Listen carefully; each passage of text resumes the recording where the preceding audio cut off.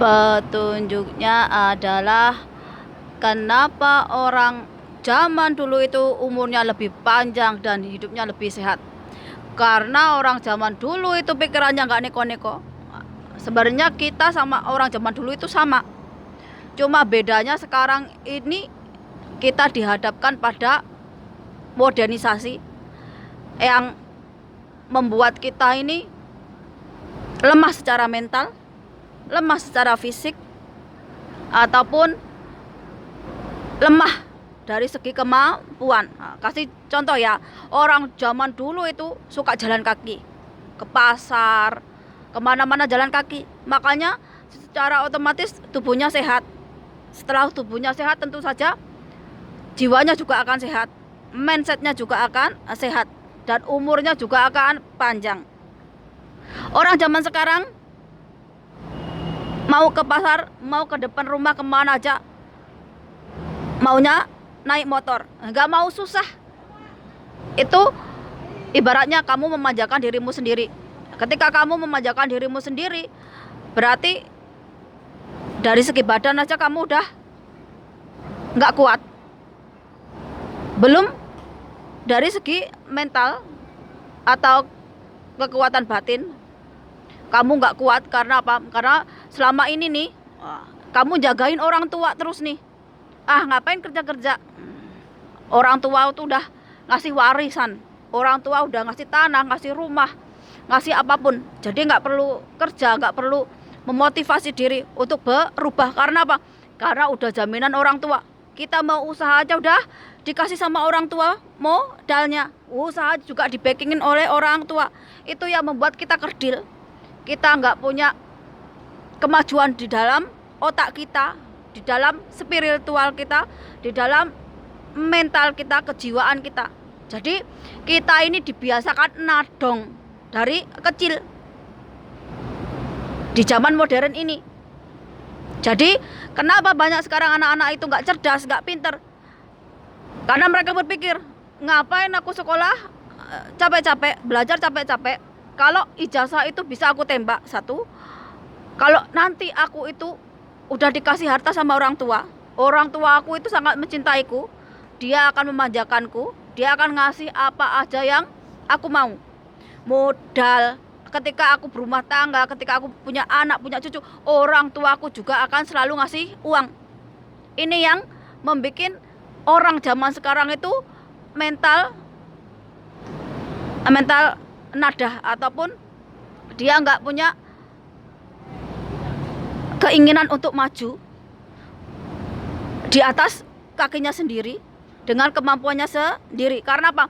Karena kebanyakan orang tua zaman sekarang rela melakukan apapun demi anaknya, padahal itu salah. Karena apa? Karena kamu nggak ngajarin anakmu untuk mandiri di kakinya sendiri. Ini yang aku terapkan sama anakku. Aku nggak peduli anakku mau ngapain, dia harus bisa mandiri di kakinya sendiri. Setelah dia balik, aku itu udah lepas tangan. Dia mau jungkir, mau jencak, balik, mau sengsara, dia tanggung jawab dengan hidupnya sendiri. Itu yang aku tanamkan. Kenapa? Karena aku juga begitu. Aku belajar seperti ini karena diriku sendiri, kemandirianku. Contohnya juga nih, di Indonesia kebanyakannya kita mandi air dingin. Itu yang membuat badan kita lebih sehat, jarang sakit, badan kita kuat, nggak ringkih. Tapi kebanyakannya orang yang udah datang ke Hongkong ini, mandinya kalau nggak air hangat nggak bakalan bisa. Kenapa? Karena udah terbiasa. Padahal mandi air dingin itu juga manfaatnya banyak. Aku ini mau musim dingin kayak apapun dinginnya, aku tetap pakai air dingin. Kenapa? Karena lebih kuat, makanya aku jarang sakit.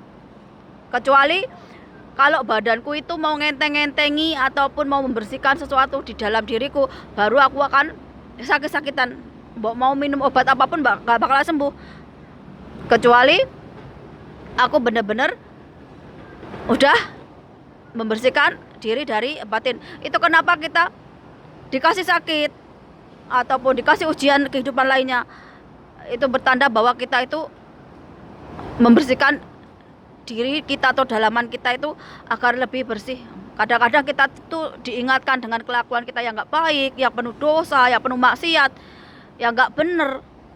Itu kenapa kita dikasih sakit, kita dikasih cobaan hidup, musibah dan sebagainya, sebagai pengingat agar kita itu mau koreksi diri. Oh, kita itu ngapain aja selama hidup. Tapi kita kan banyak yang nggak sadar, nganggap itu hanya penyakit biasa, ke dokter udah, nanti ngelakuin lagi nih hal-hal yang nggak baik. Jadi kalau kita tanya nih, kenapa orang umurnya pendek sekarang ada sakit-sakitan? Lah itu karena dirinya sendiri. Karena apa? Kebanyakan mikir, kebanyakan beban hidup, semua dipikirkan. Beban hidup yang seharusnya dia udah bisa rileks, malah dia jadikan itu di pundaknya. Ini yang kebanyakan rata-rata jadi sumber penyakit. Ada yang stroke, ada yang seperti ini. Kenapa? Karena itu kelakuan kita sendiri. Orang zaman dulu sehat-sehat, karena pikirannya cuman itu aja, beban hidupnya juga normal-normal aja. Tapi kalau kamu itu misalnya berpikiran yang macam-macam, waduh, si itu kaya, oh gimana aku mau naikin bisnisku nih, kalau cuma jalannya yang halal-halal aja nggak bakalan maju nih. Banyak orang berpikir itu. Kalau jadi orang jujur, jadi orang yang benar, itu merugi. Banyak orang yang seperti itu. Tapi jangan salah, ketika nanti kamu dibenturkan dengan, misalnya kamu bisnisnya jalannya dari yang nggak benar, dari jalan yang korupsi, yang nyogok dan sebagainya. Nanti ada nih kamu dikasih sakit yang lebih menyakitkan dari orang lain. Nah, itu hasil perbuatanmu sendiri. Banyak orang yang nggak sadar seperti ini. Kenapa orang makin berduit, makin kaya, itu sakitnya makin aneh-aneh, sakitnya makin yang menggila, yang mulai dari depresi, gila, kanker dan sebagainya. Dia harus nyari tahu tuh. Kadang-kadang uang yang dicari dia bukan dari uang yang halal, dengan menghalalkan segala cara, dengan menyakiti orang lain, dengan menzalimi orang lain. Dia nggak tahu kalau perbuatan itu akan datang ke dirinya sendiri. Dia akan mendapatkan karma dari perbuatannya. Orang zaman dulu hidup apa adanya, nerima ing pandum, artinya kekayaan itu bukan dinilai dari materi aja, tapi dari kebesaran jiwa, dari kecerdasan otak. Itu yang membedakan orang zaman sekarang dengan orang zaman dulu. Gak kira kamu mau anak keturunan nabi, keturunan raja, keturunan ratu, bahkan orang biasa. Kalau kamu nggak bisa mengendalikan pikiranmu, nggak bisa mengendalikan hawa nafsumu, ya kamu nanti yang menderita sendiri, kamu yang sakit sendiri. Bahkan ketika kamu menemui ajal pun dengan cara yang nggak terhormat. Udah banyak contoh di dunia ini. Ketika kamu nggak bisa mengendalikan dirimu sendiri, ya kamu itu akan terpuruk. Kalau kita mau hidup panjang umur, hidup aman, damai, tenang, ya kita harus bisa menyelaraskan dengan alam ini, menyelaraskan dengan energi Tuhan yang positif. Yang namanya energi positif itu ya kelakuan kita baik. Lah kalau kelakuan kita nggak baik, kelakuan kita jahat, kelakuan kita nggak bermoral, ya kita akan berbenturan dengan energi Tuhan, akan berbenturan dengan energi alam. Kita sendiri yang akan hancur. Itu yang dinamakan kiamat. Kiamat itu ada yang kiamat besar dan kecil. Kiamat itu ya kematian.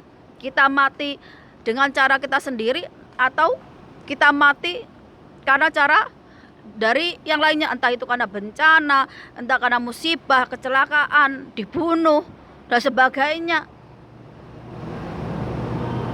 Nah, fungsi agama, fungsi Tuhan, hukum alam ini yang mengatur kita, atau hukum-hukum yang nggak terlihat, seperti hukum karma itu nggak terlihat tapi nyata. Hukum alam, hukum Tuhan, hukum alam, hukum karma itu nggak terlihat tapi nyata. Kita bisa merasakannya. Begitu juga dengan hukum yang buatan manusia. Tapi orang zaman sekarang kan balelo, nggak ditegakkan namanya hukum. Ini kenapa orang zaman sekarang cepat tua, cepat umur pendek, bahkan dikit-dikit sakit-sakitan, ya karena dirinya sendiri yang nggak bisa mengendalikan dirinya, yang memanjakan dirinya sendiri, nggak mau olah prihatin, nggak mau olah jiwa, nggak mau olah rasa, nggak mau olah kebatinan, nggak mau belajar ilmu, menggampangkan segala sesuatu. Selamat sore dan sampai jumpa.